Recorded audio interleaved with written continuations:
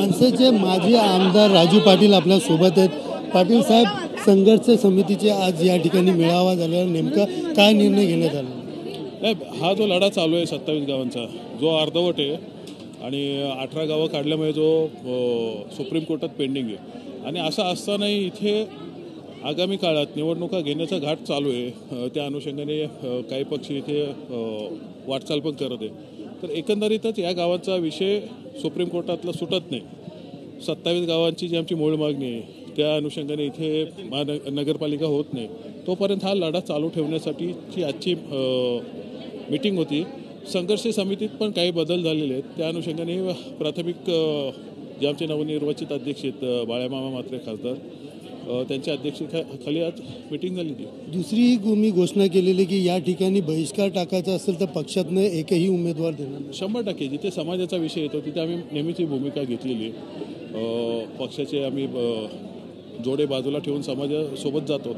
इथे आजही मी अधिकारवाणीने सांगू शकतो की इथे जर इतर पक्ष बहिष्कार टाकत असतील निवडणुका लादल्यानंतरही, तर मनसे निश्चितच त्याच्या पुढाकार घेईल. मनसे इथे उमेदवार देणार नाही. आपण आमदार होता तेव्हा या समितीने आपल्याला मोठ्या प्रमाणात सहकार्य केलेलं आणि पाठपुरावाही केलेला, मात्र आयुक्तांनी तो कुठेतरी एका शब्दामध्ये तो पाठपुरावा तुमचा थांबवलेला आणि तिकडे सांगितलेलं की 2 गावं वेगळी, 18 गावं वेगळी केलेली.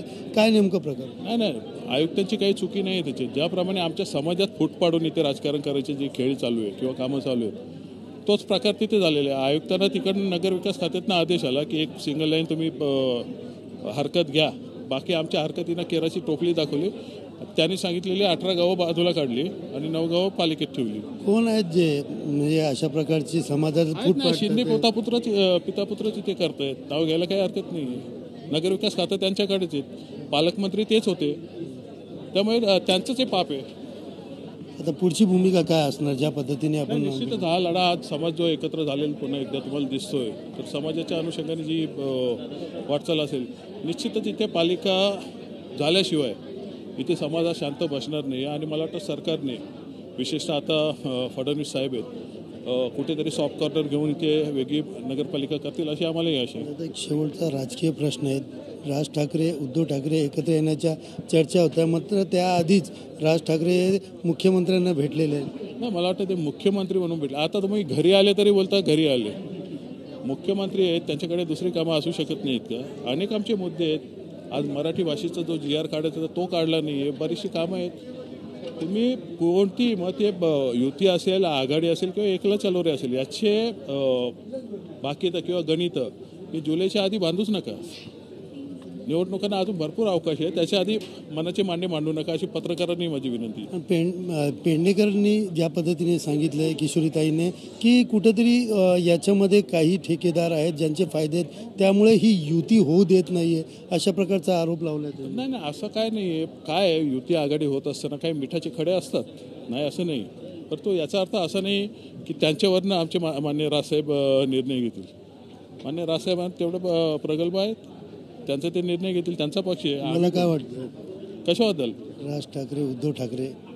मला काय वाटणार, मला असं वाटतं जास्त सीट यावा, आमचं महापौर बसावा.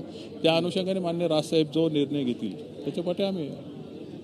एकंदरीत राज ठाकरे जो निर्णय घेतील त्याच्या पाठी आम्ही असल्याचा दावा या ठिकाणी मनसेचे माजी आमदार राजू पाटील यांनी व्यक्त केला आहे. कॅमेरा पर्सन गणेश रहाटेसह सुनील जाधव, TV9 मराठी, डोंबिवली.